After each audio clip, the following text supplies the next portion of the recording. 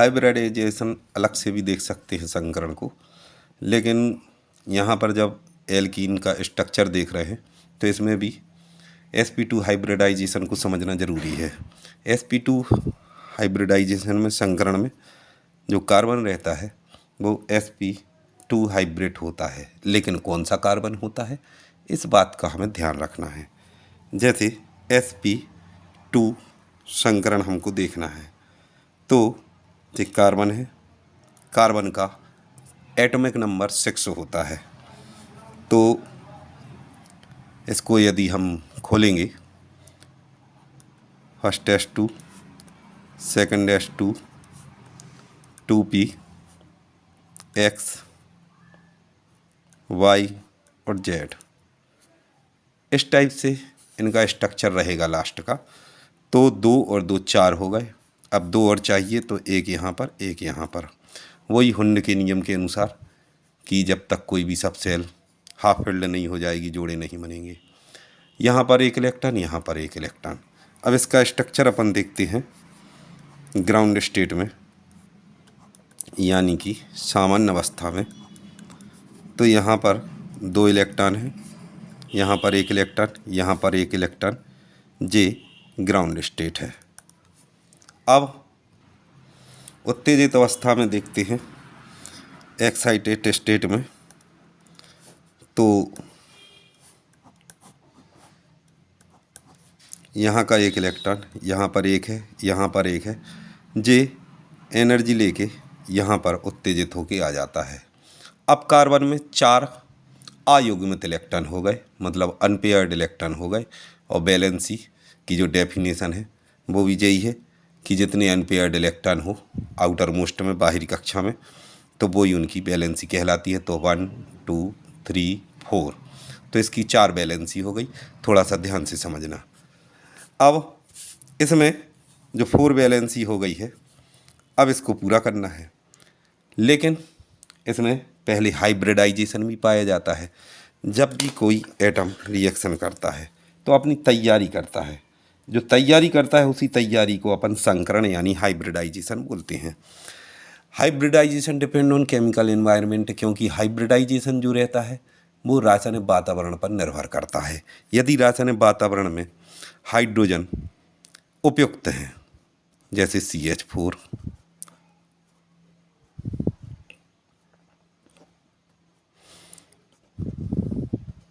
C2H6, इसमें देखो 3 है, मतलब सिंगल बॉन्ड से हैं, इसलिए यानी जितने भी एल्केन हैं उनमें sp3 पाया जाता है। लेकिन यदि केमिकल एनवायरनमेंट में हाइड्रोजन की कमी है तो फिर sp2 पाया जाता है। जैसे CH2 double bond CH2, ethylene या ethene, CH3 CH double bond CH2, propene, इसी प्रकार से एल्कीन, मतलब डबल बॉन्ड वाले कंपाउंड। अब यदि केमिकल एनवायरनमेंट में हाइड्रोजन की बहुत अधिक कमी है तो फिर sp हाइब्रिडाइजेशन पाया जाता है। sp हाइब्रिडाइजेशन में एक और अनसेचुरेटेड होने के कारण एक और बॉन्ड का निर्माण हो जाता है, पाई बॉन्ड का, जैसे CH ट्रिपल बॉन्ड CH। इसको अपन डिटेल में बाद में देखेंगे, अभी अपन sp2 और एल्कीन को देखते हैं।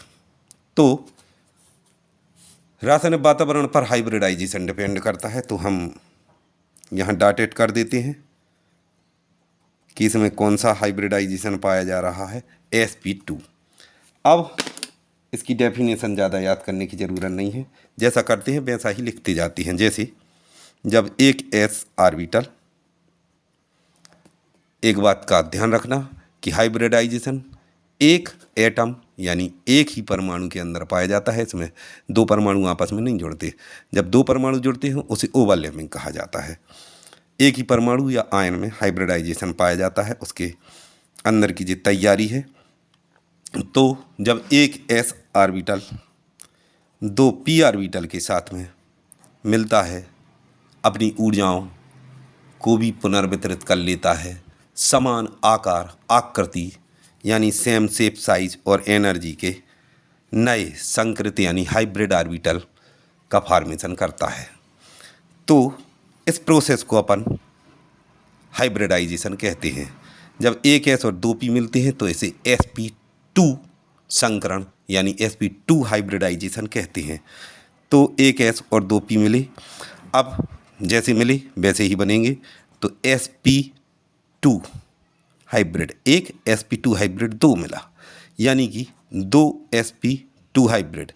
फिर एक s भी पार्टिसिपेट हुआ था तो टोटल 3 हो गए थे, तो 3 sp2 हाइब्रिड, यानी तीनों का नाम ही होगा sp2 sp2 sp2। जो हाइब्रिड ऑर्बिटल बनेंगे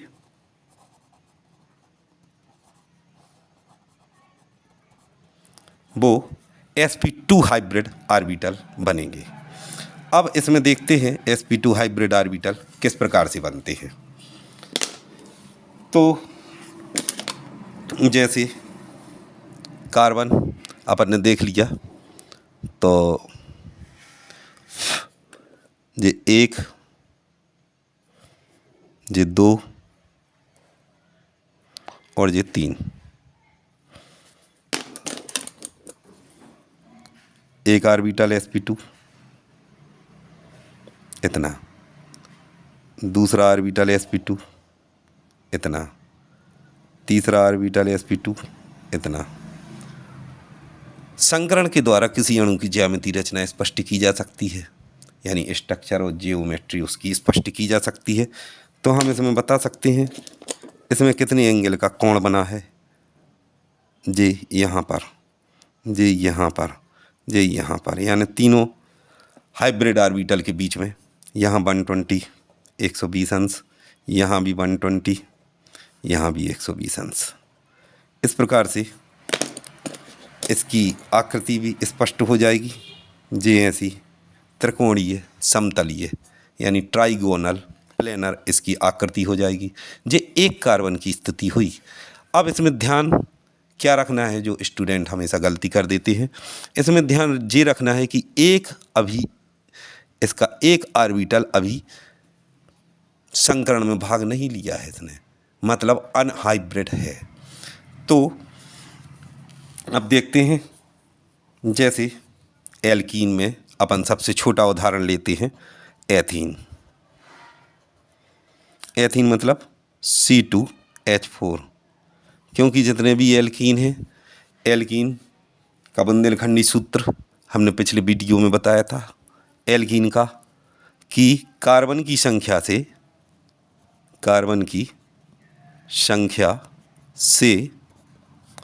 हाइड्रोजन की संख्या कितनी होनी चाहिए, दुगनी।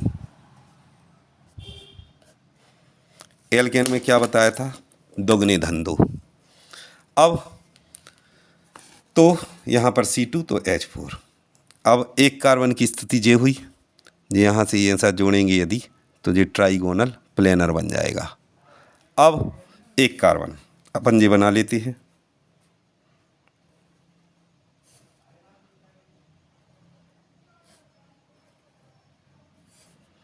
यहाँ दूसरा कार्बन भी बना देते हैं जोड़ के।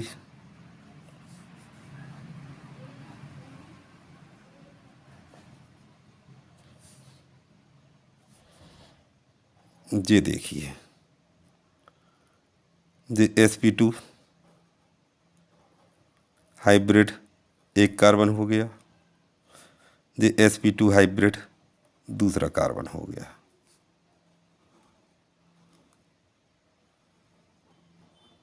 अब इसमें एक अनहाइब्रिड भी बनाना है, तो उसको हम रेड पेन से शो कर दे रहे।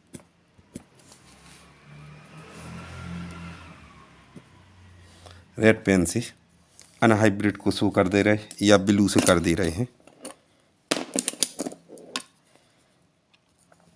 कौन सी, जे वाली लोब या जे वाला ऑर्बिटल यहाँ पर अपन देखते हैं, तो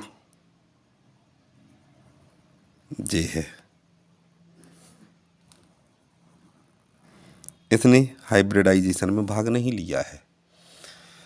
अब ये दोनों आपस में मिलते हैं तो स्ट्रक्चर इस प्रकार का हो जाएगा।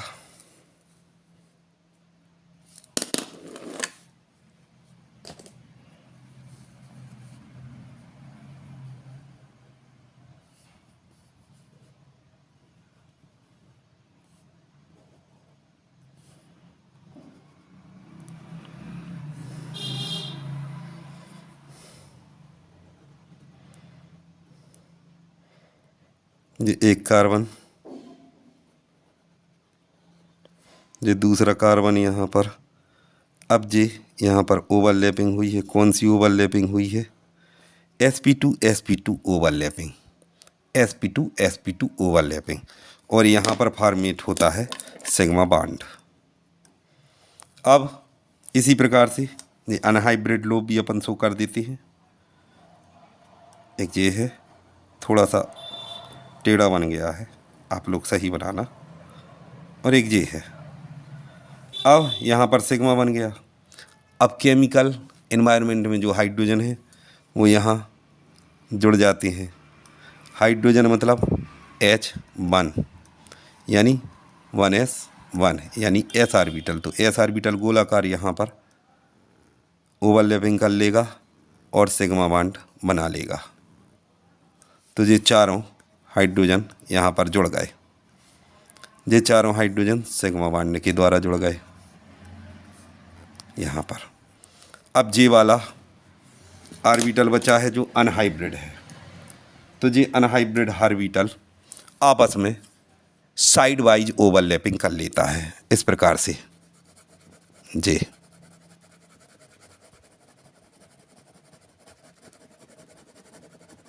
जी इसमें साइड वाइज ओवरलैपिंग हो गई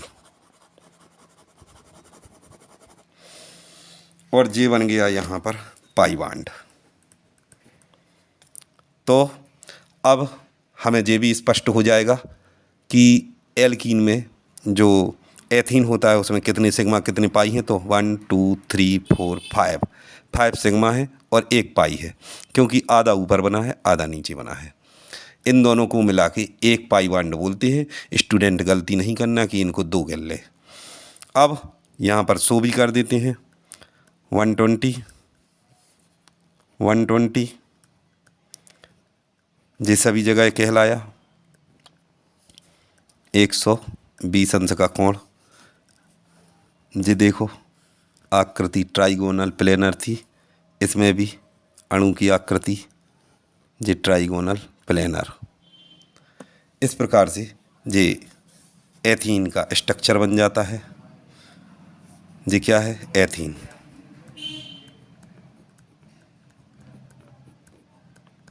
अब इसका लाइन डायग्राम यहीं साइड में देख लेते हैं। ये हाइड्रोजन, ये हाइड्रोजन, ये कार्बन, यहाँ पर 120, ये कार्बन,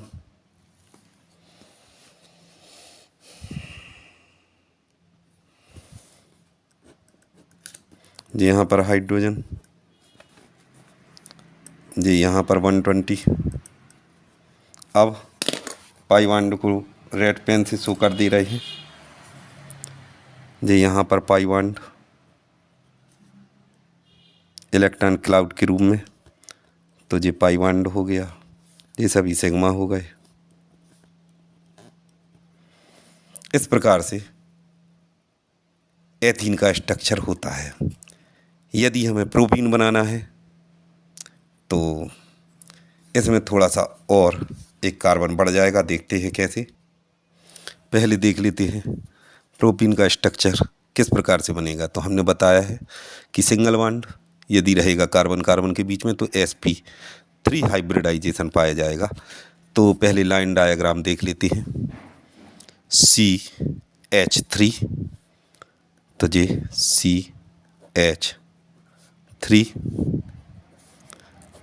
फिर CH, तो ये CH, फिर CH2, तो ये CH2। यहाँ पर डबल बॉन्ड। इस प्रकार से स्ट्रक्चर बन जाएगा। ये एक हिंट है जिससे हम बनाने में हमें सहूलियत होती है। मतलब जे कार्बन सिंगल बॉन्ड वाला है तो ये रहेगा sp3 हाइब्रिड। जे वाला डबल बॉन्ड वाला है तो ये रहेगा sp2 हाइब्रिड। जे वाला डबल बॉन्ड वाला है तो ये रहेगा sp2 हाइब्रिड। अब इसको थोड़ा सा ध्यान से देखना, क्योंकि मुझसे जितना बनता है उतनी मैं कोशिश करता हूँ कि स्टूडेंट को सरल भाषा में समझ में आए।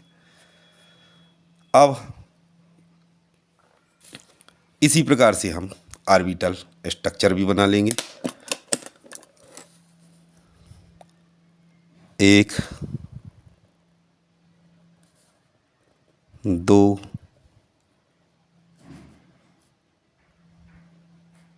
ये तीसरा और ये चौथा, ये sp3 हाइब्रिड। अब sp2 को बनाना है,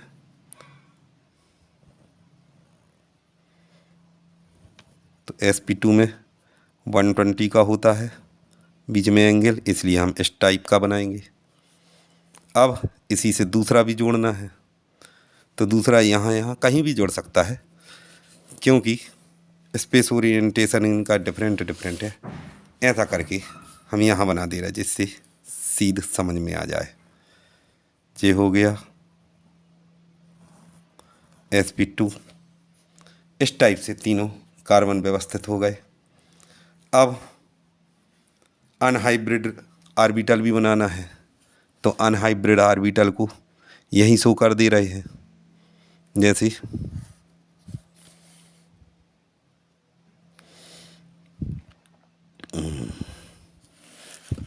थोड़ा सा तिरछे में कर दे रहे हैं।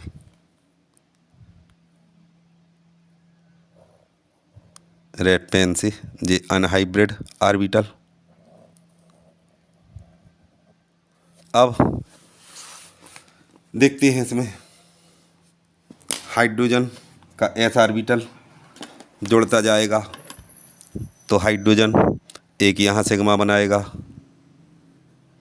ये हाइड्रोजन का s ऑर्बिटल है। एक हाइड्रोजन यहाँ जुड़ जाएगा, यहाँ भी सिग्मा बॉन्ड, यहाँ भी सिग्मा बॉन्ड। एक हाइड्रोजन यहाँ जुड़ जाएगा, तो यहाँ भी सिग्मा बॉन्ड। ये कार्बन था, तो CH3 इस स्ट्रक्चर से भी अपन मिला सकते हैं। CH3 उसी प्रकार का स्ट्रक्चर आया। ये भी टेट्राहेड्रल है, तो ये भी यहाँ पर टेट्राहेड्रल है। इसको भी अपन यदि बनाना चाहें, देखो रेड पेन से हम शो करके भी बता दे रहे हैं जिससे याद रहे। ये टेट्राहेड्रल समझ में आया। अब और आगे बढ़ते हैं, तो यहाँ पर एक हाइड्रोजन, ये सिग्मा बॉन्ड, यहाँ पर एक हाइड्रोजन और यहाँ पर एक हाइड्रोजन, ये भी सिग्मा बॉन्ड। तो CH और CH2 इसी प्रकार से CH CH2 पूरा स्ट्रक्चर ज्यों का त्यों बन गया। ये ट्राइगोनल प्लेनर होता है, तो यहाँ पर देखें अपन, ये ट्राइगोनल इस टाइप से बनेगा। अब जो अनहाइब्रिड है, ये दोनों आपस में साइड वाइज ओवरलैपिंग कर लेते हैं और पाई बॉन्ड बना देते हैं।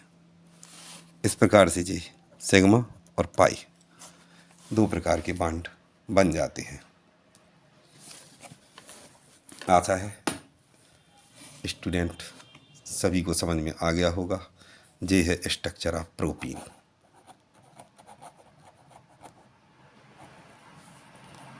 C3H6।